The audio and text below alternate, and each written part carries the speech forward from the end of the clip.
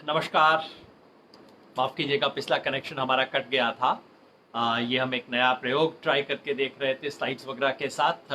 उसी प्रयोग में किसी टेक्निकल कारण से वो कट गया है, तो दोबारा फेसबुक शुरू कर दिया है हमने। आप में से जो लोग थे डिस्कनेक्ट हो गए थे, उनसे माफ़ी चाहता हूँ। और अब जो स्लाइड दिखाने थे वो हमने कर लिए हैं, तो अब हम शुरू कर सकते हैं। सिर्फ अपनी बातचीत शुरू कर सकते हैं, सवालों के जवाब शुरू कर सकते हैं। इससे पहले आप में से कई लोगों ने अपने सवाल भेजे थे, और आपसे फिर मैं रिक्वेस्ट करूंगा कि आप अपने सवाल भेजते रहिए, जवाब देंगे, बातचीत करेंगे। क्योंकि सारी बातचीत का उद्देश्य ये है, सिर्फ ये नहीं कि मैं आपको कुछ नई इन्फॉर्मेशन और ज्ञान दे दूं, बल्कि हम सब लोग मिलकर एक पर्सपेक्टिव बनाएं, एक समझ बनाएं, जो कि एक शेयर्ड समझ हो सकती है। तो आप में से कई साथियों के सवाल आ गए हैं, मैं एक एक करके उनके सवाल लेना शुरू कर रहा हूं। और हो सके तो दोहराए नहीं, और मैंने जो बात कही है उसके बारे में अगर आपको कोई फर्दर क्वेश्चन है उससे रिलेटेड, तो वो आप जरूर पूछिएगा, ताकि हम एक दूसरे के साथ इस चीज को आगे चला सकें। हैं? तो शुरू करता हूं मैं। मयंक शुक्ला जी, मयंक जी ने कल भी सवाल पूछा था। ये कोई साथी कह रहे रोज कनेक्शन क्यों कट जाता है, कहीं साजिश तो नहीं? नहीं भाई, ऐसी कोई साजिश नहीं है, हमारी गलती है। हर चीज का दोष किसी दूसरे पे क्यों लगाना। कुछ हमसे टेक्निकल मिस्टेक हो रहा है, हम भी कोशिश कर रहे हैं नए नए एक्सपेरिमेंट करने की, तो उसमें कई बार हमसे मिस्टेक हो जाता है, तो वैसा ही कुछ हुआ होगा, कोई साजिश नहीं है। हाँ, मयंक शुक्ला जी ने कल भी सवाल पूछा था, पहले की गलती जिन लोगों ने की वो लोग अब नहीं हैं, और जिनके साथ वो लोग भी नहीं, तो जो लोग मौजूद हैं उनके साथ भेदभाव क्यों? मयंक जी, आपके साथ कोई भेदभाव नहीं हो रहा है। मैंने जैसे कहा, ये जो मानसिकता बन गई है ना हमारी, कि हाय मेरे को रिजर्वेशन नहीं मिल रहा, मेरे साथ भारी भेदभाव हो रहा है। मैंने आपको दिखाया कि जो जनरल कैटेगरी में, जिसको हम जनरल बोलते हैं, फॉरवर्ड बोलते हैं, सवर्ण बोलते हैं, अगर सभी धर्मों की जनरल कैटेगरी के लोगों को ले लें, तो उनकी जनसंख्या 30% है, और देश की टॉप एजुकेशनल इंस्टीट्यूशंस में वो लोग 60% से ज्यादा है। यानी कि अपनी पॉपुलेशन के शेयर से डबल से ज्यादा आज उनके पास है, प्रिविलेजेस है। और अगर वही कहें कि भाई हमारे साथ बड़ा अत्याचार हो रहा है, तो ठीक बात नहीं होगी ना। मेरा अनुरोध है कि हम भी बात को ठीक पर्सपेक्टिव में देखना शुरू करें, ठीक चश्मे से देखना शुरू करें। प्रणव धवन पूछ रहे हैं, don't you think judiciary should not usurp social justice policy from the democratic polity? Pranav Dhawan का कहना है, वो एक दूसरे कोने से पूछ रहे हैं। वो पूछ रहे हैं कि जुडिशरी को सामाजिक न्याय के मामलों में दखलंदाजी नहीं करनी चाहिए, ये काम लोकतांत्रिक सरकारों को देना चाहिए। मैं एक बात से सहमत हूं, एक बात से सहमत नहीं हूं प्रणव भाई। ब्रॉडली मैं इस बात से सहमत हूं कि देश में सामाजिक न्याय की नीतियां, उसका फ्रेम बनाना सरकार का काम है, लोकतंत्र का काम है। ये काम न्यायपालिका नहीं कर सकती। तो ये तय करना कि इस देश में दलितों के साथ अत्याचार हुआ, अन्याय हुआ, उसे ठीक करने की जरूरत है, और करने के लिए हम रिजर्वेशन की पॉलिसी लाएंगे, ये काम सरकार को करना चाहिए। ये काम हमारी संविधान सभा ने किया। ये काम करना, ये तय करना जुडिशरी का काम नहीं। लेकिन ये करते समय आप अन्याय ना करें, आप गलत तरह के निर्णय न लें, गलत पॉलिसीज फ्रेम न करें, इसमें जुडिशरी को राइट होना चाहिए। जैसे परसों जजमेंट आया है, सुप्रीम कोर्ट का एक जजमेंट आया है कि आंध्र प्रदेश सरकार ने किसी एक इलाके में संख्या काफी ज्यादा होती है, वहां पे उन्होंने 100% रिजर्वेशन कर दिया था शेड्यूल ट्राइब के लिए। सुप्रीम कोर्ट ने कहा ना, 100% करना पॉसिबल नहीं है, ये गलत है। और मैं सहमत हूं। सुप्रीम कोर्ट ने कहा कि न सिर्फ बाकियों के साथ अन्याय है, और ये सोचना कि आदिवासी इलाकों में केवल आदिवासी ही पढ़ाएगा, ये अपने आप में बात भी गलत है। और ये एससी और ओबीसी के साथ भी अन्याय है कि वो नहीं आ सकते। तो इस तरह की जांच करने का अधिकार सुप्रीम कोर्ट को होना चाहिए, क्योंकि सरकारें अपने चुनाव जीतने के लिए कई बार एक मर्यादा का हनन करती हैं, लाइन को क्रॉस कर जाती है। तो सुप्रीम कोर्ट को अधिकार होना चाहिए उस लाइन को क्रॉस करने से उन्हें रोकने का।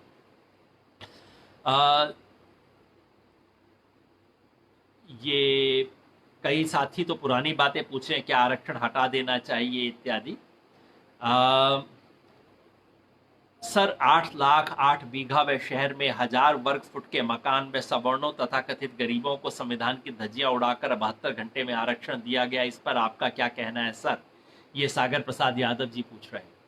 मैं देखता हूं रिजर्वेशन के सवाल जो भी आते हैं वो बिल्कुल एक छोर से आते हैं, पहले से किसी ने तय कर रखा होता है। सागर जी, वैसे मैंने पिछली बार इसके बारे में कहा था ये कि जो ईडब्ल्यूएस के लिए आरक्षण सरकार ने जिस तरह से दिया है, मैं उसके पक्ष में नहीं हूं। ये बहुत समझदारी का फैसला नहीं है। समझदारी का फैसला इसलिए नहीं है कि उन्होंने लिमिट इतनी ऊपर रखी है कि उसमें गरीब नहीं, उसमें तो हर कोई आ जाएगा। ऐसे लोगों को आरक्षण देने का क्या फायदा? गरीबों के लिए कुछ होना चाहिए, लेकिन ये सोचना कि जिसके साथ कोई भी अन्याय हुआ उसके लिए आरक्षण ही उसकी एकमात्र दवा है, यह गलती है। इस देश में गरीबी हटाने के लिए और तमाम तरीके हैं। गरीबों के साथ जो शिक्षा और नौकरी में भेदभाव होता है उसको हटाने के तमाम तरीके हैं। जैसे मैंने कहा, उनको फेलोशिप्स मिलनी चाहिए, उनको बेहतर अपॉर्चुनिटीज मिलनी चाहिए। आरक्षण एकमात्र दवा ना हो। ये जो हमारे देश में थोड़ा बीमारी हो गई दोनों तरफ से कि आरक्षण, हर बीमारी का एकमात्र इलाज आरक्षण। आरक्षण आखिरी दवा है, जब बाकी सारी चीजें काम ना करें तभी होना चाहिए, और उसका कुछ खास चीजों में इस्तेमाल करना चाहिए, हर चीज में इस्तेमाल नहीं करना चाहिए। तो ईडब्ल्यूएस में जिस तरह से किया गया, मुझे लगा उससे किसी गरीब का फायदा नहीं होगा, वो एक मजाक था। अवधेश शुक्ला जी कह रहे हैं, sir do you think reservation and productivity are contradictory? कि आप रिजर्वेशन देंगे तो इससे उत्पादकता या मेरिट या गुणवत्ता पे असर पड़ेगा? शुरुआत में पड़ सकता है अवधेश जी। जब आप कहते हैं कि मैं मेडिकल कॉलेज में एक ऐसे बच्चे को एडमिशन दूंगा जिसका टेस्ट में 40% नंबर है, दूसरे के पास 65-70% नंबर है, तो जाहिर है शुरू में कुछ इससे नुकसान होगा, इससे कोई इनकार नहीं किया जा सकता। लेकिन एक बार जब वो बच्चा मेडिकल कॉलेज में आ गया, उसके बाद उसे शिक्षा देना तो आपका काम है। दुनिया की किसी पॉलिसी में नहीं लिखा हुआ है कि जो मेडिकल कॉलेज में दाखिल हो जाए उसको डॉक्टर बनाना ही पड़ेगा। उसको पढ़ाइए। और दूसरा, ये जो कई बार बात होती है कि ये जो इससे जुड़ा हुआ सवाल है, आपने नहीं पूछा लेकिन बहुत बार पूछा जाता है कि ये जो रिजर्वेशन लेके लोग डॉक्टर बन जाते हैं, इंजीनियर बन जाते हैं, देश का क्या करेंगे? अब बताइए इन डॉक्टरों से कौन इलाज करवाएगा? मैं सुनता रहता हूं ये सवाल। लगता है कि हाँ, सवाल में कुछ दम तो है, लेकिन बाद में मैं देखता हूं कि ये सवाल कैपिटेशन फीस वाले कॉलेजेस के बारे में कभी नहीं पूछे जाते। हाँ, आप सोचिए, यहां तो वो कम से कम एक किसी परीक्षा में बैठ के कम मार्क्स लेके रिजर्वेशन के जरिए कुछ बच्चे मेडिकल में एडमिशन लेते हैं, डॉक्टर बनते हैं। दूसरे ऐसे मेडिकल कॉलेज हैं जहां सीधा बाप जाके 40 लाख रुपया, 50 लाख, 1 करोड़ रखता है, उसको एडमिशन मिल जाता है। मैंने आज तक किसी को नहीं सुना इसके बारे में कहते हुए हाय हाय ऐसे डॉक्टरों से हम इलाज कैसे करवाएंगे, हाय ये मेरिट का क्या हुआ। इस सब के बारे में बात क्यों नहीं होती? आप भी जरा सोचिए, इसके बारे में थोड़ा चर्चा होनी चाहिए ना। कहीं ऐसा तो नहीं कि हमारे मन में पूर्वाग्रह हो इसके बारे में। और दूसरा मैं कहूंगा, दीर्घ काल में इससे प्रोडक्टिविटी बढ़ेगी, घटेगी नहीं। सिंपल सा उदाहरण देता हूं। अब तक हमारे देश में क्या था? तमाम चीजों के लिए सिर्फ मर्दों को चांस मिलता था। तो हम क्या कर रहे थे? अपने समाज का 50% टैलेंट पूल था, उसकी तरफ देख ही नहीं रहे थे। पूरा देश 50% टैलेंट पूल में से ड्रॉ कर रहा था। अब डॉक्टर्स औरतें आनी शुरू हुई हैं, मैनेजर्स आनी शुरू हुई हैं, तमाम फील्ड्स में आ रही हैं, टीचर्स तो हैं ही। हमारे देश का टैलेंट पूल बढ़ गया है, तो इसलिए एवरेज मेरिट बढ़ेगी। जब भी कोई देश अपना टैलेंट पूल बढ़ाएगा, उसकी क्वालिटी, प्रोडक्टिविटी और मेरिट अपने आप बढ़ेगी। साउथ अफ्रीका में जिस दिन तमाम कालों को, अश्वेत लोगों को टॉप नौकरियां मिलनी शुरू हुई, क्योंकि उन अश्वेतों में भी बहुत टैलेंटेड लोग होंगे, मेरिटोरियस होंगे, जीनियस होंगे, ऊपर वाला तो सब में बनाता है ना, उन लोगों को मौका मिलना शुरू होगा, तो समाज की टैलेंट बढ़ेगी, समाज की प्रोडक्टिविटी बढ़ेगी, घटेगी नहीं इससे। राजू यादव बसावन जी पूछ रहे हैं, आर्थिक आधार पर आरक्षण का प्रावधान नहीं है फिर भी इसे लागू किया गया, क्या सुप्रीम कोर्ट इसे रद्द कर सकता है? सुप्रीम कोर्ट इसकी समीक्षा कर सकता है और देख सकता है कि ये उचित है या नहीं है। सबसे महत्वपूर्ण बात मेरे हिसाब से केवल तकनीकी नहीं है कि संविधान में प्रावधान है या नहीं है। देखिए, संविधान कहता है social and educationally disadvantage classes. तो जो भी लोग सामाजिक और शैक्षणिक रूप से पिछड़े हुए हैं उनको कुछ दिया जा सकता है। सवाल ये है कि क्या आपने उसकी ठीक पहचान की है, क्या आपने जो रिजर्वेशन दिया है उससे वाकई उनका फायदा होगा। इन सब सवालों पे सोचने की जरूरत है। सुप्रीम कोर्ट को इसका मूल्यांकन करना चाहिए। मेरा इसके बारे में अविश्वास इसलिए है कि आपने 8 लाख की जब लिमिट रख दी, उसमें तो आपको 8 लाख में तो देश के 95% लोग क्वालिफाई हो जाएंगे, कौन से गरीब मिलेंगे आपको इसके अंदर। और वैसे भी मेरा बार बार कहना है, गरीबी की समस्या और गरीबी से उत्पन्न जो शैक्षणिक समस्याएं होती उसका समाधान कोचिंग से किया जा सकता है, उसका समाधान फेलोशिप से किया जा सकता है। रिजर्वेशन एक आखिरी हथियार है जिसका आप इस्तेमाल करते हैं बहुत पुरानी लंबी किसी बीमारी को तोड़ने के लिए, जैसे साउथ अफ्रीका में अपार्थाइड है। ऐसी चीज के लिए हथौड़े का इस्तेमाल करना होता है, वो है रिजर्वेशन। हर चीज के लिए हथौड़े का इस्तेमाल करेंगे तो नुकसान हो जाएगा। SC ST के रिजर्वेशन का फायदा वो लोग ले पाते हैं जिन्हें जरूरत है, क्रीमी लेयर ले जाती है, साथ में आर्थिक स्टेटस भी लागू होना चाहिए। मैंने कल इसके बारे में बात कही थी कि रिजर्वेशन को फाइन ट्यून करना चाहिए, उसमें 3-4 सुधार करने चाहिए। लेकिन खाली इकोनॉमिक आधार पर क्रीमी लेयर न तय कीजिए। मैंने आपको जिक्र किया था 2 आधार पे काम किया जा सकता है। नंबर 1, जिन जातियों को आरक्षण का लाभ बहुत ज्यादा मिला है उनको एक अलग डब्बे में कर दीजिए, जिन्हें बहुत कम मिला है उन्हें एक अलग डब्बे में कर दीजिए, सब कोटा बना दीजिए। दूसरा ये कि जिस परिवार को एक से ज्यादा पीढ़ी तक फायदा हो चुका है, पिछली पीढ़ी में फायदा मिला है, उसको उस लेवल की नौकरी के लिए लाइन के सबसे आखिर में खड़ा कर दीजिए। एग्जिस्टिंग रिजर्वेशन सिस्टम में करने चाहिए। क्रीमी लेयर की व्यवस्था ओबीसी के लिए बहुत ठीक है, क्योंकि ओबीसी के अंदर बहुत तरह के जाति हैं, कई ऐसे हैं जो बहुत प्रिविलेज लोग हैं, वो भी ओबीसी के अंदर घुसे हुए। इसलिए वहां इकोनॉमिक क्राइटेरिया लगाना सही है, क्योंकि ओबीसी के अंदर पिछड़ापन तो है पर वर्जना नहीं थी। दलित और आदिवासी समाज के साथ फिलहाल केवल आर्थिक आधार पर यह फैसला करना उचित नहीं रहेगा, ऐसी मेरी मान्यता है। फिर उसके बाद सवाल है न्यायालय में रिजर्वेशन पर आपका क्या विचार है, धरुंधर राम जी पूछ रहे हैं। देखिए, जुडिशरी में एक लेवल पे रिजर्वेशन है, एक लेवल पे नहीं है। आप जैसा जानते हैं मजिस्ट्रेट की अपॉइंटमेंट में नीचे के जो लोअर जुडिशरी जिसको बोला जाता है उसमें रिजर्वेशन है, जैसा सामान्य होता है वो है, होनी चाहिए। हायर जुडिशरी में हमारे देश में कोई रिजर्वेशन नहीं। उसका शुरुआत में कारण ये रहा था कि उसके लिए ऐसा माना जाता था कि बहुत थोड़े से तो लोग होते हैं, बहुत हाई क्वालिफिकेशन होती हैं, ऐसे लोग हमें मिलेंगे नहीं, और अगर हम ऐसा अपॉइंट करने लगे उसे सुपर स्पेशलाइजेशन की तरह देखा जाता था, और हम ऐसा अपॉइंट करेंगे तो देश में हमारे कोर्ट्स की क्वालिटी पे असर पड़ेगा। ऐसी शुरू में हो सकता है मान्यता रही, लेकिन आज देखिए 2 बदलाव आए। नंबर 1, हाई कोर्ट वगैरह के अंदर जजों की संख्या बहुत हो गई है। हाई कोर्ट्स में आज कोई 850 के करीब जजेस हैं। तो ऐसा नहीं है कि आपको सुप्रीम कोर्ट में भी 32 लोग हैं इस वक्त, 32 जजेस हैं। संख्या पर्याप्त है और वहां कोई ना कोई व्यवस्था की जा सकती है। दूसरा, पिछले 60-70 साल में शिक्षा के कारण अब लॉ की अच्छी जानकारी रखने वाले दलित, आदिवासी, ओबीसी लोगों की कोई कमी नहीं है, खूब कोर्ट में मिलते हैं। इसलिए इस पर विचार होना चाहिए।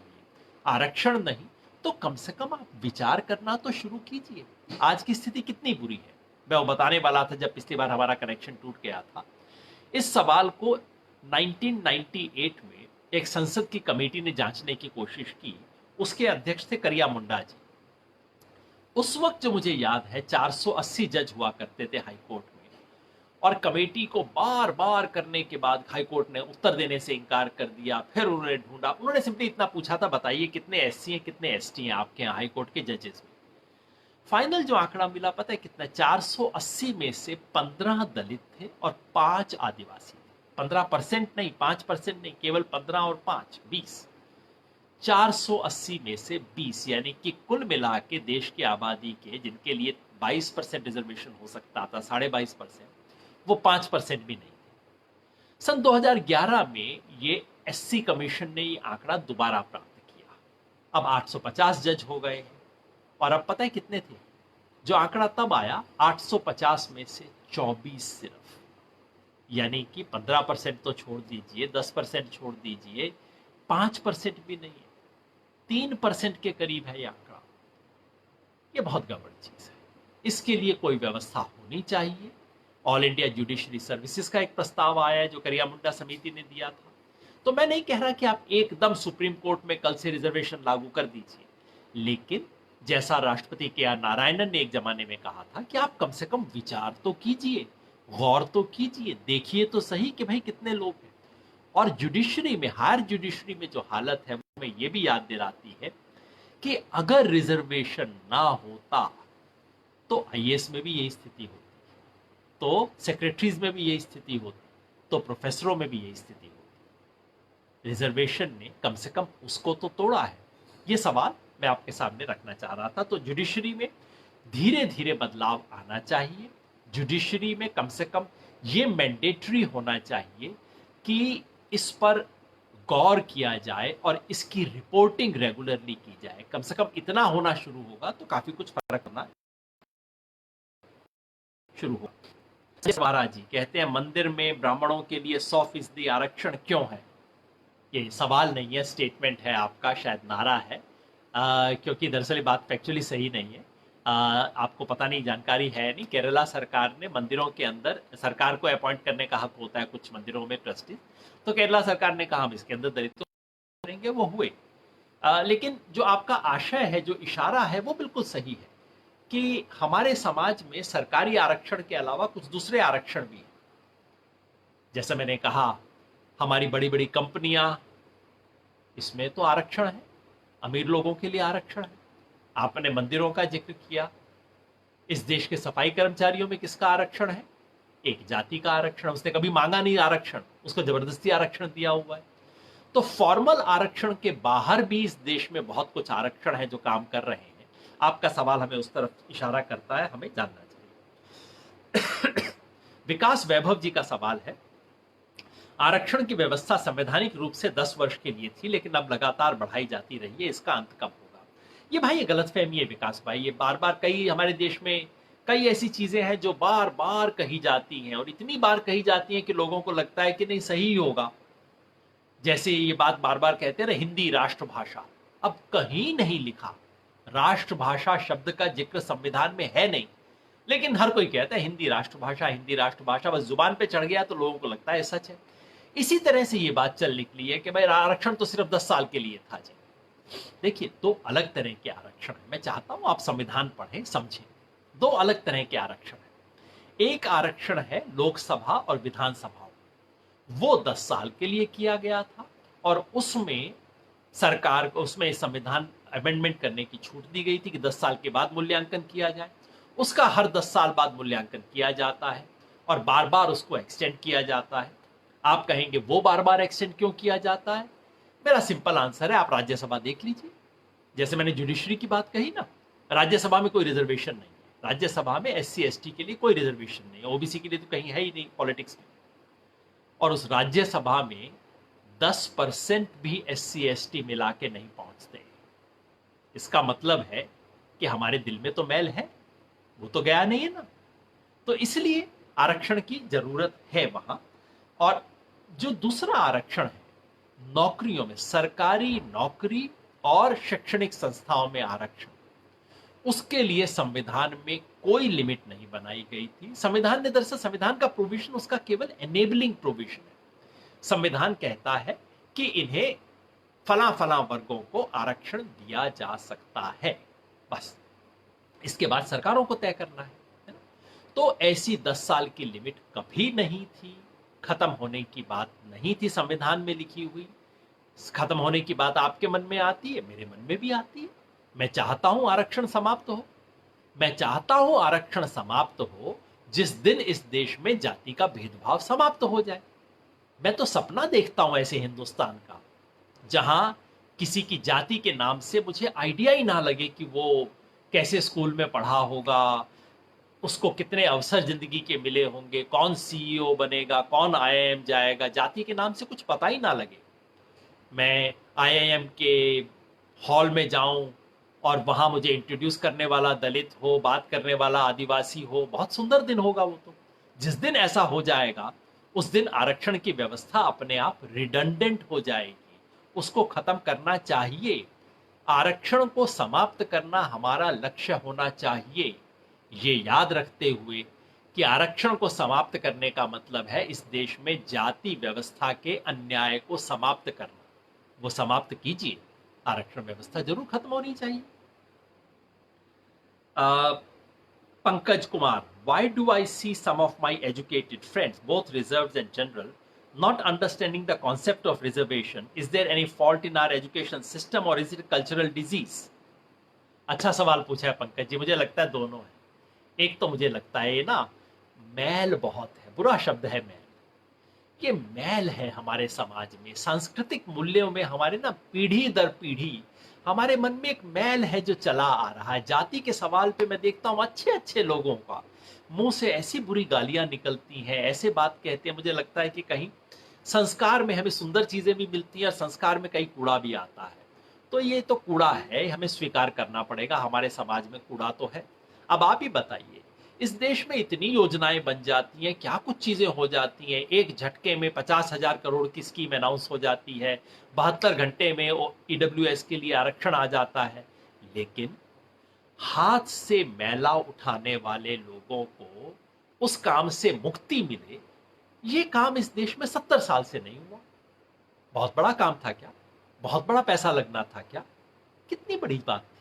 नहीं हुआ ना, क्योंकि कहीं दिल में मैल है जो नहीं जा रहा है। तो सांस्कृतिक बात है, सामाजिक बात है, साथ में शिक्षा की भी है। मुझे कई बार दुनिया भर में यूनिवर्सिटीज में घूमने का मौका मिला है, अमेरिका, इंग्लैंड, सब जगह गया हूँ। अमेरिका में घूमता हूँ तो मुझे लगता है कि यहाँ भी हमारे ही जैसे लोग हैं, उसी तरह से लोगों के मन में कूड़ा भरा हुआ है, बेकार की बातें करते हैं, एक दूसरे के खिलाफ प्रेजुडिस रखते हैं, गोरे काले सब। लेकिन वहाँ यूनिवर्सिटी में जाइए, वहाँ आपको यूनिवर्सिटी का पढ़ा हुआ बच्चा इस बारे में कॉन्शियस होता है कि मेरे को कितने प्रिविलेजेस हैं, और वो यूनिवर्सिटी में पढ़ा हुआ विद्यार्थी महिलाओं के बारे में सोच के बात करता है, उटपटांग बातें नहीं करता। ब्लैक लोगों के बारे में कोई गलत बात नहीं कहेगा, क्योंकि उसको एहसास है कि मैं पढ़ा लिखा हूं, मैं इस तरह की घटिया बातें नहीं कर सकता। मैं अपने देश में उल्टा देखता हूं। गांव देहात में भी जाति की गालियां होती हैं, एक दूसरे के साथ जातियों का मजाक भी होता है, मैं देखता हूं। लेकिन जितना शहरी पढ़े लिखे लोगों के मन में जहर मैं देखता हूं इस सवाल पे, उतना तो मुझे गांव में नहीं दिखाई देता। तो शिक्षा व्यवस्था का दोष है, हमारी शिक्षा व्यवस्था बिल्कुल असफल रही है हमें मानव बनाने में। मैं तो कहूंगा, बाकी चीजें तो बहुत बाद की बात है, हमें मानव बनाना तो शिक्षा व्यवस्था का काम होना चाहिए ना, और हमारी शिक्षा व्यवस्था उसमें सफल नहीं हुई।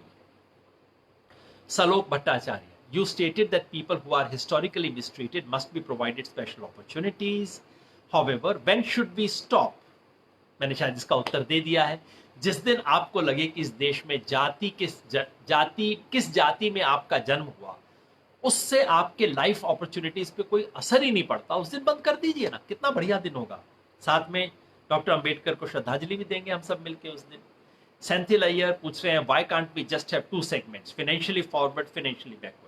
सेंथिल भाई, मैंने कल भी कहा था, उसका एक सिंपल कारण है, finance is not the only thing.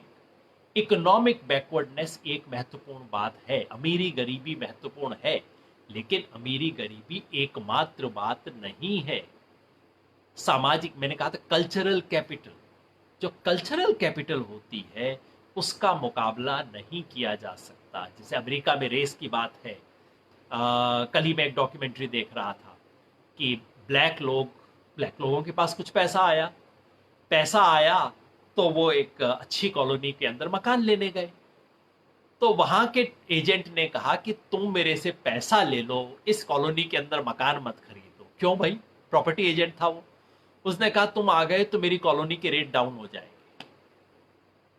आप समझ सकते हैं इसका क्या असर पड़ता है। पैसा होने के बावजूद भी जब ये होता है, ये जो अन्याय है, ये जो शोषण है, ये जो भेदभाव है, ये आपके मन पे जो असर डालता है, मानस पे जो असर डालता है, सोशल कॉन्फिडेंस जो तोड़ता है, इसको आप पैसे से खरीद नहीं सकते.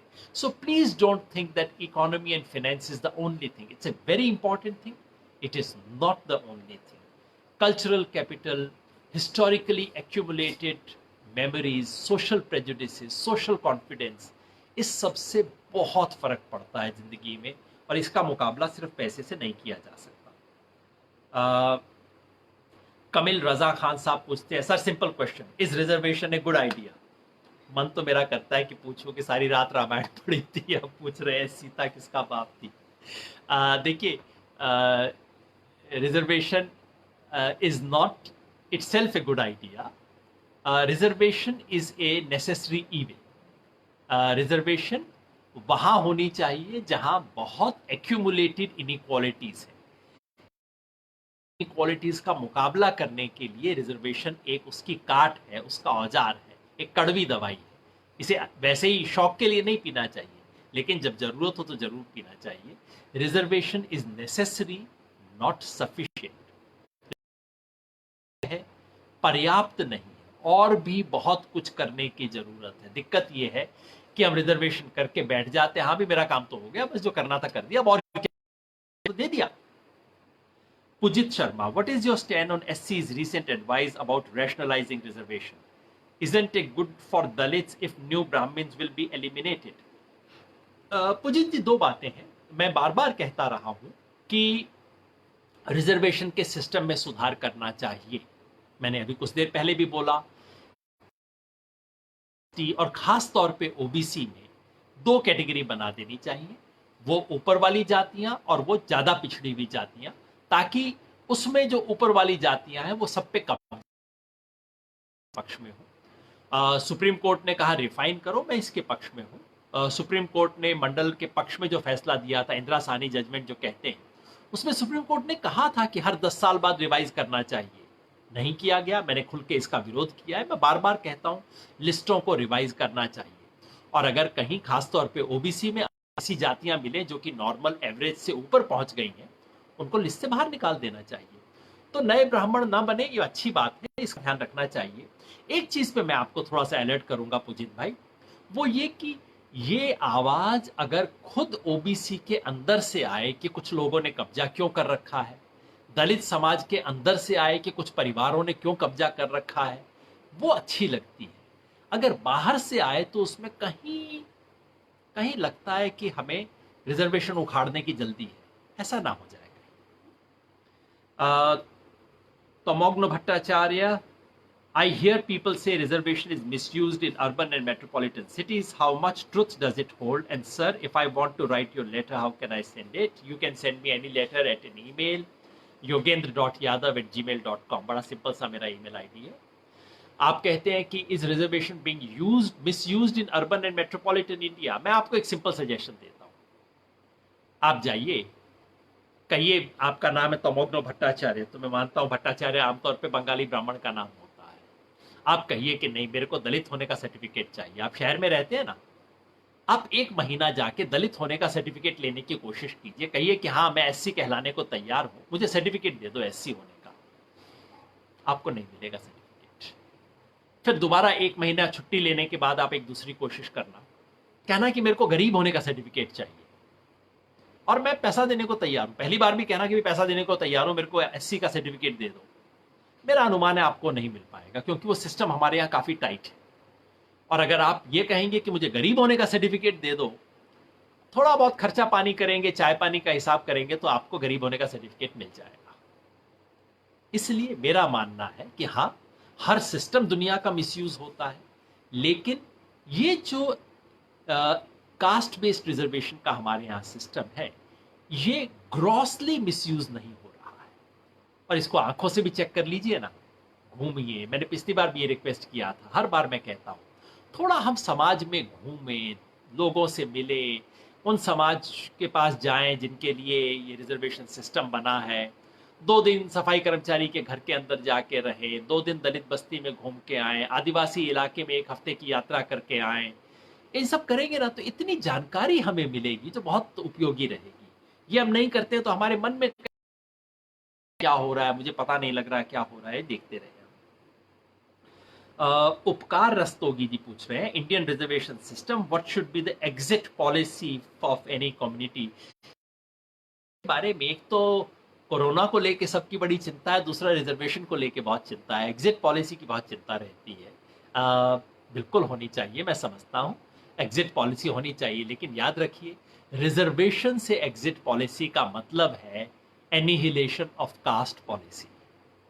सही नाम से बोला कीजिए ना इस चीज को। ये पूछिए सर इस देश में कास्ट का एनिहिलेशन कब होगा, जाति व्यवस्था कब खत्म होगी, लोगों को जाति के बुरे नाम से बुलाना कब बंद होगा, ये सवाल पूछेंगे तो ये सवाल सुन के भी मुझे अच्छा लगेगा और इससे देश का फायदा भी होगा। एग्जिट पॉलिसी की जब हम बार बार बात करते हैं तो मुझे कई बार ऐसे लगता है किसी बीमार के घर जाएं तो हम ये तो नहीं पूछते ना कि तेरा प्लास्टर कब हटेगा, हम पूछते हैं कि हड्डी कब जुड़ जाएगी, और उसके बाद कहते हैं अच्छा उसके बाद 2-1 दिन रख ही लेना, जल्दबाजी में मत तोड़वा लेना कहीं बाद में दिक्कत हो जाए। लेना कि सेहत कब ठीक हो जाएगी, ये ज्यादा अच्छा। भूरालाल मीना जी, अगर आरक्षण गलत है तो ईडब्ल्यूएस को 10% क्यों, कोई दूसरी स्कीम क्यों नहीं लाई सरकार। भूरालाल जी आप दूसरे लोगों से सवाल पूछ रहे हैं जो इसको सही मानते हैं। मैं मानता हूं कि आरक्षण एक स्पेसिफिक काम के लिए एक खास तरह की बीमारी को कुछ हद तक काटने के लिए एक खास तरह की दवाई है, बस इससे फालतू कुछ नहीं है। हर बीमारी में दवाई नहीं पिलानी चाहिए, बीमारी शुरू होते वक्त आप दवाई पिलाने की कोशिश करें उसकी कोई जरूरत नहीं है। और ये सोचें कि खाली इस दवाई को पिलाने से पेशेंट एकदम चंगा हो जाएगा, ना उसको कुछ खाने की जरूरत ना एक्सरसाइज करने की जरूरत, तो ये भी गलत है। जावेद आलम कहते हैं आप लगता है कि रिजर्वेशन 2024 तक बरकरार रह पाएगा। जी रहेगा, मुझे इसमें कोई संदेह नहीं है। मुझे नहीं लगता, कई बार मैं बीजेपी और आरएसएस के नेताओं की ऐसी बातें सुनता हूं जिससे मुझे मन में लगता है कि नहीं है, लेकिन हिम्मत इनकी भी नहीं होगी, फिलहाल किसी की हिम्मत नहीं है। पर मैं चाहता हूं कि आरक्षण की व्यवस्था केवल हिम्मत और चुनावी मजबूरी के तौर पे ना रहे। आरक्षण की व्यवस्था इसलिए रहे कि हम समझें, समाज के रूप में समझें कि समाज को फायदा हो रहा है। ये रिजर्वेशन किसी को फेवर नहीं है, किसी पे एहसान नहीं कर रहे, हम अपने समाज को सुंदर समाज बनाने की कोशिश कर रहे हैं, हम अपने ऊपर एहसान कर रहे हैं, हम अपनी समाज की टैलेंट का पूल बड़ा कर रहे हैं। अभी तक हम अपनी पूरी टैलेंट को सिर्फ एक बाल्टी में ढूंढ रहे थे, अब हम पूरे तालाब में ढूंढ रहे हैं टैलेंट को। तालाब में ढूंढने पे ज्यादा अच्छी मछली मिलेगी या बाल्टी में मिलेगी, आप ही सोच लीजिए। Vibhas Ghosh, what are you sir, I think you are much privilege then many generals. ये सीधा सवाल मेरे से है। आप बिल्कुल ठीक कह रहे हैं विभास भाई, मैं तो बहुत प्रिविलेज्ड हूँ। कई जनरल से ज्यादा, जनरल मतलब आपका कहना, शायद आपका कहना ये है कि आपने उस तरह से कहा नहीं, मैं आपकी बात का खुलासा कर देता हूँ। विभास भाई कह रहे हैं कि नाम में तो यादव लगा है, लेकिन आप कैसे पिछड़े हुए हो, आप तो कई ब्राह्मणों से ज्यादा। विभास भाई मेरे को कोई इसमें, और ये बात मैंने कही भी है लिखी भी है, मैं तकनीकी रूप से एक जाति से आता हूं जिसे आज ओबीसी कहा जाता है, लेकिन और परिवार की आर्थिक स्थिति दरमियाना सी थी, कोई बहुत अमीर परिवार से नहीं। माँ स्कूल में पढ़ाती थी, पिताजी कॉलेज में पढ़ाते थे। उन दिनों स्कूल कॉलेज टीचर्स को इतने पैसे नहीं मिलते थे जितने आज मिलते हैं।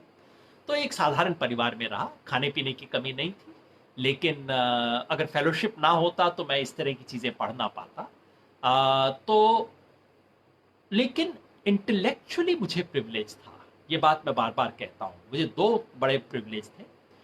एक तो ये कि मेरे परिवार में सब टीचर रहे, मेरे परदादा जी टीचर थे, मेरे दादाजी टीचर, मेरे पिताजी टीचर। तो मैं उन बहुत रेयर ओबीसी फैमिलीज में से हूँ जिन्हें इंटेलेक्चुअली वो प्रिविलेज मिला जो कि ब्राह्मण को मिलता होगा। तो इसलिए मैं समझ सकता हूँ प्रिविलेज क्या होता है।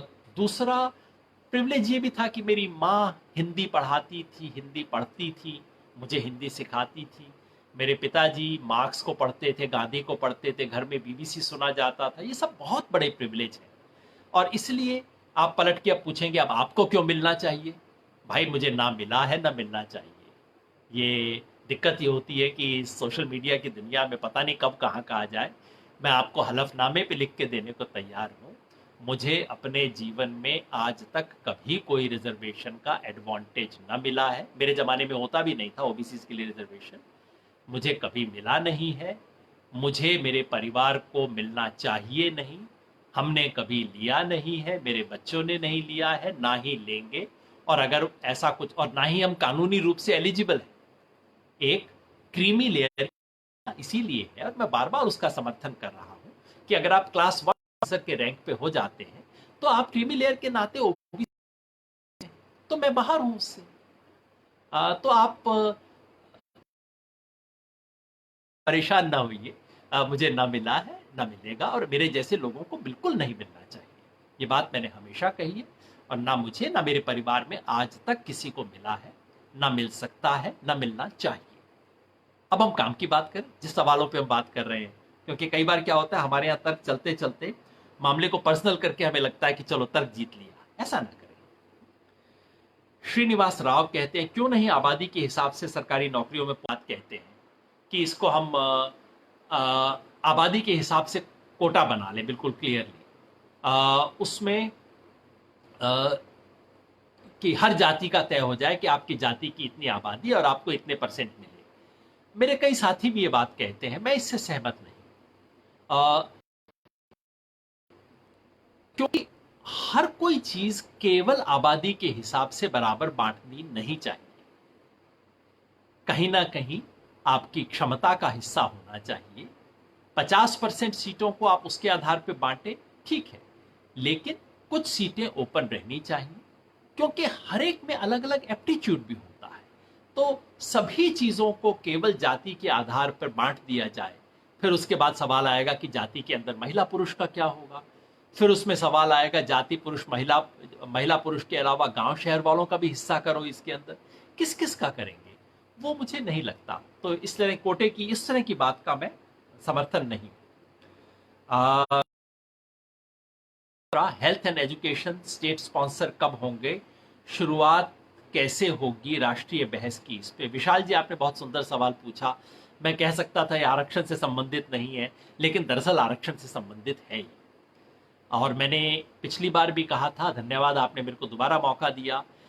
असली समाधान स्कूली शिक्षा है। जब तक सरकारी स्कूल में बच्चे को अच्छी क्वालिटी की एजुकेशन नहीं मिलेगी, तब तक खाली रिजर्वेशन से प्रॉब्लम नहीं सुलझेगा। और हमारी एक तरफ रिजर्वेशन हो रहा है, दूसरी तरफ सरकारी स्कूलों की ऐसी तैसी हो रही है। सरकारी स्कूल में आज सिर्फ गरीब, सबसे मजबूर बच्चा जाता है और उसको कोई शिक्षा ठीक ढंग की मिलती नहीं है।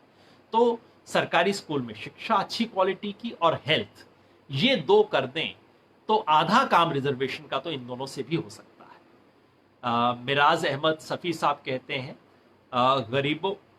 गरीबों के देश नहीं क्या ये, सरकारें जो बड़े दावे करती हैं वो ग्राउंड पे नहीं दिखता। मैं दोनों बातों से सहमत हूं। सरकार के दावे ग्राउंड पे अक्सर नहीं दिखते हैं, सभी सरकारों के, सिर्फ इसी की बात नहीं है।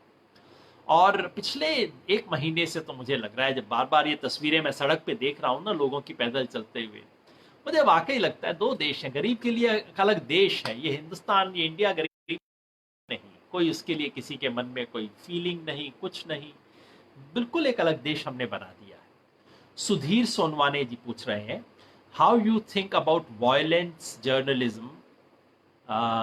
सोनिया गांधी पे जो अर्नब गोस्वामी का कमेंट है उस पर, भाई मैं समझता हूं आप और मैं अपने समय का ज्यादा सदुपयोग कर सकते हैं। अर्नब जी के ऊपर 1 मिनट की चर्चा करना, जितना मैंने किया वो भी अपने समय का दुरुपयोग है, तो मुझे माफ कीजिएगा। धर्मेंद्र सिंह आजाद हिंदुस्तानी पूछ रहे हैं रिजर्वेशन के बावजूद judgement MP, MLA, professor, assistant professor, IAS, PCS etcetera पर केवल सवर्ण का बोलबाला है, क्यों? धर्मेंद्र जी, आपकी बात आधी सही है, आधी सही नहीं है। ये बात सच है कि रिजर्वेशन के बावजूद आज भी हमारे देश में जो भी टॉप पोजीशंस हैं, देश के सेक्रेटरी हुए, टॉप प्रोफेसर्स हुए, वाइस चांसलर हुए, इन सब पे अभी भी उन जाति के लोगों का कब्जा है, प्रिडोमिनेंट है, जो आज से 200 साल पहले शिक्षा ग्रहण कर सकते थे। ब्राह्मण हुए, कायस्थ हुए, बाकी अगड़ी जातियां हुई, इनका बहुत प्रॉब्लम मिलता है। अगर आप देश के वाइस चांसलर्स की लिस्ट बनाएंगे, आपको 80 समाज से मिलेंगे। जो समाज में 20% हैं, वो इसमें 80% होंगे। जो आईएएस और प्रोफेसर वगैरह में इसमें कुछ बदलाव आना शुरू हुआ है रिजर्वेशन की नीति की वजह से। लेकिन मैं देखता हूं जहां जहां रिजर्वेशन को वास्तव में लागू करने में कन्नी काटी जा सकती है, वहां वहां कन्नी काटने की कोशिश होती है। तो रिजर्वेशन के बावजूद वो हालत है। मैंने तो आपको अभी खुद ही बताया कि सेंट्रल यूनिवर्सिटीज में अब भी एससी, एसटी, ओबीसी तीनों मिलाकर टोटल टीचर्स में सिर्फ 25% है, जबकि 49% कोटा है उनके लिए। कोटे के अलावा भी होने चाहिए थे। आबादी 70% है, 50% रिजर्वेशन है, एक्चुअली सिर्फ 25% है। इससे दो बात साबित होती है। नंबर एक, कि रिजर्वेशन जरूरी है। नंबर दो, सिर्फ रिजर्वेशन से काम नहीं चलेगा। सर, आज बैकवर्ड और फॉरवर्ड एक दूसरे को अपना प्रतिद्वंदी समझते हैं, क्या यह आरक्षण से समाप्त हो पाएगा? नहीं, आरक्षण से यह बात समाप्त नहीं होगी। हमें एक बेहतर समाज बनाना होगा, जिसमें एक दूसरे को देखे। सिर्फ बैकवर्ड और फॉरवर्ड ही नहीं भाई, इस देश में तो हिंदू मुसलमान का चल रहा है, इस देश के अंदर तो गरीब अमीर का चल रहा है। तो पता नहीं कितनी हुई, ये हिंदू मुसलमान की डिस्टेंसिंग ज्यादा बढ़ गई है, और गरीब अमीर की डिस्टेंसिंग तो इतनी हो गई है कि आप पूछो ही मत। तो ये सब चल रहा है। ऐसे में ये सोचना कि रिजर्वेशन पॉलिसी इसको खत्म नहीं करनी चाहिए। रिजर्वेशन पॉलिसी एक अन्यायपूर्ण बंटवारे को कम अन्यायपूर्ण बनाने की व्यवस्था है। बस इतना ही इससे अपेक्षा करनी चाहिए। बाकी काम हमें भी करना पड़ेगा, समाज को करना पड़ेगा, शिक्षा व्यवस्था को करना पड़ेगा, अखबारों को करना पड़ेगा, मीडिया को करना पड़ेगा। सुरेश ढुल जी पूछ रहे हैं, क्या आपको नहीं लगता कि सरकारी कर्मचारी का वेतन ज्यादा है? अगर वेतन कम कर दिया जाए तो भ्रष्टाचार पर भी लगाम लग सकती है। ये दो अलग अलग बातें हैं भाई। क्योंकि पूछ लिया तो मैं उत्तर दे देता हूं। मेरे ख्याल से 7th पे कमीशन के तहत सरकारी कर्मचारियों को आजकल जो तनख्वाह मिल रही है बहुत ज्यादा है। मुझे खुद भी मिला करती थी एक जमाने में। तब भी मुझे महसूस होता था ज्यादा। इसलिए नहीं है कि क्या खर्चा करते हैं ये वो, इस लिहाज से नहीं। हमारे देश में जो परिस्थिति है, जिस देश में एक परिवार की औसत आय 10,000 रुपए प्रति माह है, वहां लोगों को 1.5 लाख, 2 लाख, 2.5 लाख रुपए तनख्वाह मिले, ये तो ठीक नहीं है। तो सरकार ने अभी जो परसों फैसला लिया है कि कम से कम इस कोरोना वायरस के इमरजेंसी में सभी कर्मचारियों का डीए रोक दिया जाएगा, मैं उसका समर्थन करता हूं। और हो सकता है ऐसी नौबत भी आए कि सरकार को कहना पड़े कि सबकी तनख्वाह 10% काट ली जाएगी। करना चाहिए ऐसे, क्योंकि जो हमारे सरकारी कर्मचारी हैं और जो ऑर्गेनाइज सेक्टर के कर्मचारी, ये पक्की नौकरी वालों की बात कर रहा हूं, जो कॉन्ट्रैक्ट पे है उनकी तो हालत बहुत ही खराब है। लेकिन जो रेगुलर तनख्वाह पा रहे हैं 7th पे कमीशन, इनकी तनख्वाह हमारे समाज के पैमाने से इतने गुना ज्यादा है कि देख के शर्म आती है। इसको तो रोकने का सिस्टम कोई होना चाहिए, और कम से कम एक और नया पे कमीशन बिल्कुल नहीं बनना चाहिए। क्या आप जातीयता में विश्वास करते हैं? बजाय कि क्या आप आरक्षण के तहत नौकरियां पा चुके बच्चों को भी उसी आरक्षण कोटा के तहत नौकरी देने के पक्ष में है? सुधीर जाखड़ जी का सवाल है। सुधीर भाई, मैं इसका जवाब अब तक 4-5 बार दे चुका हूं, तब और नहीं दूंगा। ये चिंता बहुत ज्यादा है। मुझे लगता है कि हमारे समाज में बहुत लोगों की बहुत ज्यादा चिंता इस बात के बारे में है कि वो 5 परिवारों के बच्चे दोबारा नौकरी क्यों पा गए। इतनी चिंता अगर हम बाकी चीजों के बारे में करने लगे समाज में, तो कितना फायदा हो जाएगा। मैंने पहले भी कहा था, ये चिंता आप उन पे छोड़ दीजिए जिनका हिस्सा वो मार रहे हैं। वो अपने आप बोलेंगे ना, खूब बोलेंगे, जोर से बोलेंगे, बोलना चाहिए, और तब मैं और आप उनके साथ खड़े हो सकते हैं। एक आरक्षित वर्ग आईपीएस, आईएएस या फर्स्ट क्लास या सेकंड क्लास के लोगों को भी बच्चे भी आरक्षण के तहत नौकरी लगते हैं, कहां तक जायज है? मैंने कई बार उत्तर दे दिया है इसका। हरीश अरोड़ा जी, शिक्षा निशुल्क करके आरक्षण हटाया जा सकता है? नहीं हरीश जी, शिक्षा निशुल्क तो है हमारे यहाँ पे। हमारे देश में तो ये है ना कि 3rd रेट स्कूल में जाओ, फ्री में जाओ, ना पढ़ाई होगी, ना पैसा लगेगा, ना पढ़ाई होगी। ये नहीं।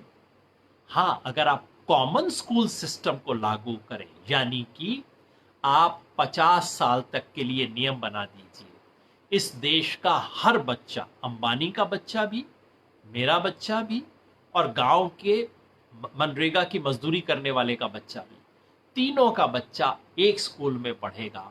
स्कूल के बाहर कोई ट्यूशन नहीं होगी, सबको एग्जैक्टली एक ही अवसर मिलेंगे।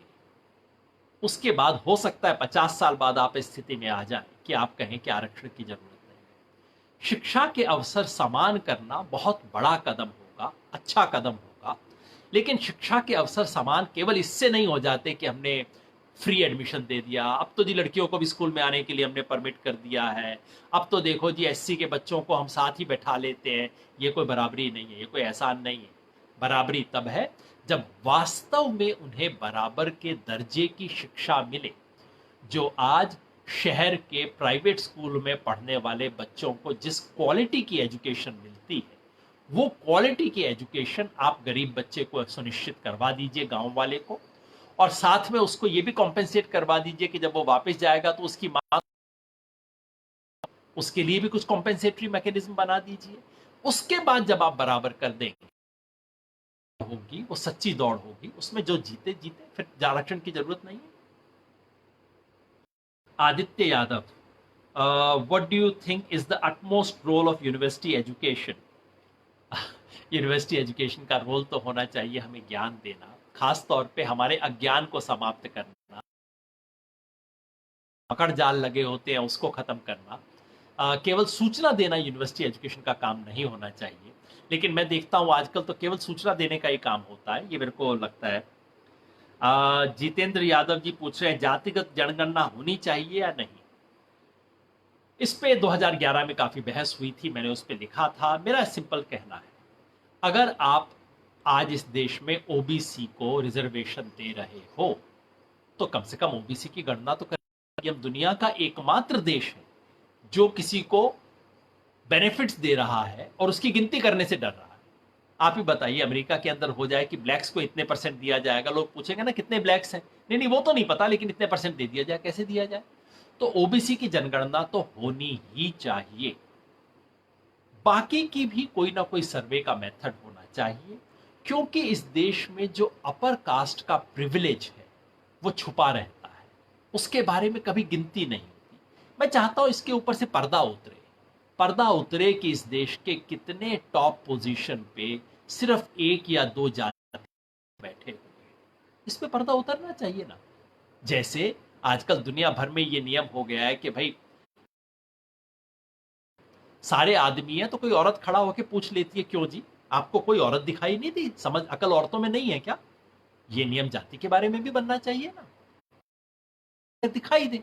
औरत का तो दिख जाता है, ब्लैक व्हाइट का दिख जाता है, जाति का दिखता नहीं है ना।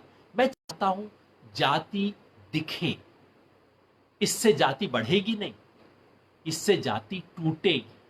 पहले जाति दिखे, जाति का प्रिविलेज दिखाई दे, ताकि उसे तोड़ने की व्यवस्था बनाई जा सके। इंदर कुमार, वही है, एबीसी कैटेगरी के कर्मचारियों के बच्चों को क्यों आरक्षण मिलना चाहिए? बड़े परेशान लग रहे हैं हम काफी लोग इस सवाल के ऊपर। विजेंद्र जी, मेरा कहना है, आप बताइए, सी कैटेगरी का कोई कर्मचारी है, सी कैटेगरी का मतलब कोई लोअर डिविजनल क्लर्क है, उसके बच्चे को आईएएस के लिए क्यों रिजर्वेशन नहीं मिलना चाहिए? सी कैटेगरी में उसका पिताजी किसी तरह से आ गए, क्लर्क बन गए, 15 साल नौकरी कर ली, 20 साल नौकरी कर ली पिताजी ने, तो अब उस बच्चे को आईएएस के अंदर रिजर्वेशन नहीं मिलना चाहिए? आप ही जरा सोचो, न्याय की बात कर रहे हो क्या आप? या कि हमारा, मुझे कई बार लगता है कि दिमाग बाद में काम करता है, पहले हम अपना दिल बंद कर लेते हैं, दिल बंद हो जाता है तो दिमाग भी बंद हो जाता है। Nilanjan Banerjee, what about double reservation? If a person through reservation gets a proper education, is it justified again for that person to claim reservation at the job level? Yes, it is absolutely justified, Nilanjan. ये कोई double reservation नहीं है, ये आप केवल अवसरों को, opportunities को इक्वल करने की कोशिश कर रहे हैं। ये जो एजुकेशन का रिजर्वेशन है, ये अपॉर्चुनिटीज को इक्वल बिल्कुल नहीं करता है, ये इनइक्वालिटी को 1 डिग्री कम कर देता है, बस, इससे फालतू कुछ नहीं। और अगर उसके बाद आप कहें कि अच्छा चलो अब तुम्हें एडमिशन का, आपको कॉलेज में ये मौका तो मिल गया, यूनिवर्सिटी में तुम्हें दाखिला मिल गया, अब जाओ आईएएस के एग्जाम में खुद बैठो, कौन सेलेक्ट होगा उसके अंदर? आप बताइए। मैंने आपको अभी जजेस का आंकड़ा दिया, मीडिया का आंकड़ा दिया, क्यों है ऐसा? क्या मीडिया के अंदर मीडिया के कुछ कॉलेजेस के अंदर रिजर्वेशन नहीं है? है। नौकरी मिलती है उन्हें उसके बाद? नहीं मिलती है। क्यों? क्योंकि कई चीजें काम कर रही हैं। पहला तो ये कि खाली कॉलेज यूनिवर्सिटी में एडमिशन मिलने भर से उनका डिसएडवांटेज खत्म नहीं हो जाता। नंबर दो, बिल्कुल खुल्लम खुल्ला डिस्क्रिमिनेशन, इतना भारी डिस्क्रिमिनेशन है, इसके बारे में आप देख सकते हैं। प्रोफेसर थोराट ने कि इस पे एक एक्सपेरिमेंट किया था। एक्सपेरिमेंट ये था कि एक ही वो देते थे, किसी में नाम के साथ शर्मा लिख देते थे, दूसरे में उसी एप्लीकेशन में नाम के साथ जाटव लिख देते थे, और चेक करते थे किसको कंपनी जवाब देती है। उसके रिजल्ट आए हैं, आप देख लेना, देख के आपको हैरानी भी होगी, शर्म भी होगी। Professor Sukhdev Thorat, EPW journal में उन्होंने इसको छापा है, कई साल पहले आई थी ये study. Is coaching and fellowship applicable only for general students, why not for SC ST students? जो मैंने पहले कहा था ना कि इकोनॉमिक डिसएडवांटेज को बराबर करने के लिए कोचिंग फेलोशिप से काफी हद तक बराबरी की जा सकती है। साथ में मुझे जोड़ना भी चाहिए था स्कूलिंग, स्कूल की बराबरी, अच्छी फेलोशिप, अच्छी कोचिंग, इससे केवल इकोनॉमिक डिसएडवांटेज का आप लगभग मुकाबला कर सकते हैं, जाति का मुकाबला नहीं कर सकते। तो ये आप पूछ रहे हैं कि भाई इस बात को आप जाति पे भी लागू क्यों नहीं कर देते, अगर इससे काम बनता है तो? इससे काम बनता है, काफी कुछ बनता है। और कोचिंग होनी चाहिए, फेलोशिप मिलना चाहिए, एससी एसटी ओबीसी को मिलना चाहिए, बड़ी मात्रा में मिलना चाहिए। लेकिन इससे काम केवल नहीं बनेगा, क्योंकि जो प्रेजुडिस जिसका मैं जिक्र कर रहा था, जो डिस्क्रिमिनेशन है और जो सदियों से बैठा हुआ कल्चरल कैपिटल और उसकी कमी है, इसका असर बार बार होगा, पैसे और कोचिंग के बावजूद होगा। कल्चरल कैपिटल बहुत तरीके से काम करती है। कोई बच्चा है, पढ़ाई में मन नहीं लग रहा, उसका पिताजी कुछ नहीं जानते, लेकिन घर में कोई मामा चाचा है, वो कहता है चल तुम छोड़ दो, मैं इस बच्चे को करा दूंगा। घर में मामा चाचा कोई एक व्यक्ति है जो बहुत पढ़ा हुआ है, वो अपने साथ 15 परिवार के लोगों को खींच लेता है। ये कल्चरल कैपिटल होती है, जिसके घर में ऐसा कोई व्यक्ति नहीं जो आज तक कभी यूनिवर्सिटी गया नहीं हो, वो कैसे यूनिवर्सिटी जाता है, ये कहानी हम में से ज्यादातर लोग समझ नहीं सकते। वो कल्चरल कैपिटल की कमी होती है। उसकी जेब में पैसा भी हो तब भी उसको कमी होती है। Ajay Kumar, can reservation eradicate discrimination on the basis of caste? Ajay ji, मैं बार बार कह रहा हूं, सवाल तरीके से पूछना सीखें।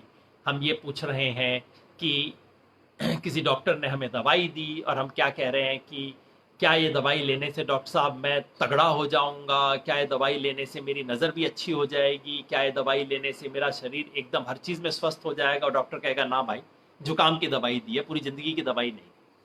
रिजर्वेशन एक बहुत स्पेसिफिक मेजर है, एक खास तरह की चीज़ का मुकाबला करने के लिए। इससे कास्ट सिस्टम के तमाम इनइक्वालिटीज़ खत्म नहीं होंगे। हाँ, कास्ट सिस्टम का जो सबसे बड़ी वर्जना है उस पर हथौड़े की चोट देने का काम ये जरूर करता है, लेकिन जो लैंड इनइक्वालिटी है, प्रॉपर्टी इनइक्वालिटी, सारी की जमीन, दलितों के पास तो जमीन नहीं है, इसका केवल रिजर्वेशन से कैसे सॉल्यूशन हो जाएगा? तो कई चीजें हैं, बहुत कुछ करना होगा। उसमें से एक कदम है, मैंने बार बार कहा है, याद रखिए, गांठ बांध लीजिए, reservation is necessary but not sufficient.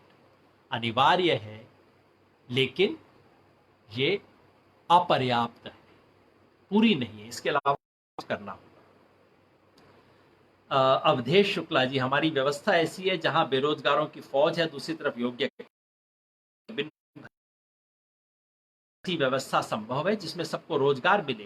ये एक लार्जर सवाल है जो जरूर हमें पूछना चाहिए। रिजर्वेशन के सवाल को लेके इतना जो लोगों का खून जलता है, वो इसलिए भी जलता है कि हमारे देश में रोजगार बहुत कम है। कम रोजगार होते हैं तो एक दूसरे से छीना झपटी करते हैं, एक दूसरे को दोष देना शुरू कर देते हैं, ये सब बहुत ज़्यादा होता रहता है। मैं समझता हूँ कि रोजगार के अवसर को बढ़ाना, और ये काम शिक्षा व्यवस्था का नहीं है, ये काम हमारी आर्थिक व्यवस्था का है। हमने अलग से इस पे सेंड किया था और मैंने कहा था इसके लिए हमें पूरा अपना इकोनॉमिक डेवलपमेंट का मॉडल बदलना पड़ेगा। हमें वो इन्वेस्टमेंट चाहिए, वो इंडस्ट्री चाहिए जो कि ज्यादा रोजगार क्रिएट कर सके। कितने मिलियन डॉलर का इन्वेस्टमेंट आया है ये मुझे नहीं चाहिए, मुझे ये चाहिए। नितिन तिवारी, संविधान के अनुच्छेद 15 और 16 में वर्ग शब्द का जिक्र है, ना कि जाति का। इंदिरा साहनी में जाति को वर्ग के समकक्ष माना गया था। आपकी नजर में ये कहां तक उचित है? ये बिल्कुल उचित है भाई। ये एक बार नहीं, इंदिरा साहनी जजमेंट में नहीं, इससे पहले 50 जजमेंट और सुप्रीम कोर्ट के आ चुके हैं। क्लास शब्द का अर्थ वहां सुप्रीम कोर्ट में जैसे लीगल होता है, class is A category. Class का मतलब इकोनॉमिक क्लास नहीं होता, क्लास का मतलब जाति भी नहीं होता। क्लास का मतलब होता है क्लास ऑफ केसेस। जैसे महिलाएं एक क्लास हो सकती हैं, 6 फुट से ऊंचे लोग एक क्लास हो सकते हैं, गोरी चमड़ी वाले लोग एक क्लास हो सकते हैं, कोरोना के विक्टिम एक क्लास हो सकते हैं। उस अर्थ में क्लास शब्द का इस्तेमाल सुप्रीम कोर्ट ने किया है। और सुप्रीम कोर्ट ने, हमारा संविधान कहता है, जिसको आजकल हम ओबीसी कहते हैं, ओबीसी नामक शब्द संविधान में नहीं है। संविधान कहता है, जो आप बिल्कुल ठीक बता रहे हैं, socially and educationally disadvantage classes. अब यह सरकार पे छोड़ा गया कि इस क्लास का निर्धारण कैसे किया जाए। सरकार ने कहा हमारे लिए इस वर्ग का निर्धारण करने का सबसे आसान और सबसे सटीक तरीका जाति के आधार पर है। और सुप्रीम कोर्ट ने कहा हाँ ये संभव है, बशर्ते आप इसमें फला फला सावधानियां रखें, क्रीमिनियर। मैं समझता हूं संविधान की यह व्याख्या बिल्कुल सही है। मैं नहीं कहता कि वर्ग का मतलब केवल जाति हो। सुप्रीम कोर्ट ने कभी नहीं कहा कि वर्ग का मतलब केवल जाति ही होगा रिजर्वेशन के लिए, दूसरी चीजें भी की जा सकती हैं। बस एक शर्त है, आपको प्रमाण देना पड़ेगा, दिखाना पड़ेगा कि जिस वर्ग की हम बात कर रहे हैं, ये वर्ग क्या वंचित है, क्या इसे वाकई रिजर्वेशन की जरूरत है। ये एविडेंस दिखाइए, रिजर्वेशन कीजिए। बिल्कुल ठीक व्याख्या, इसमें कोई गड़बड़ नहीं। प्रमोशन में रिजर्वेशन को कहां तक उचित समझते हैं, इस पे मेरे ख्याल में जरूरत से ज्यादा बहस होती है। प्रमोशन में रिजर्वेशन की दरअसल आवश्यकता क्यों पड़ती है? आवश्यकता इसलिए पड़ती है कि एक बार नौकरी तो मिल गई, लेकिन फिर वही सारे जो प्रेजुडिस हैं, लोगों के पूर्वाग्रह हैं, लोगों का एक दूसरे के खिलाफ जो जहर है, वो सब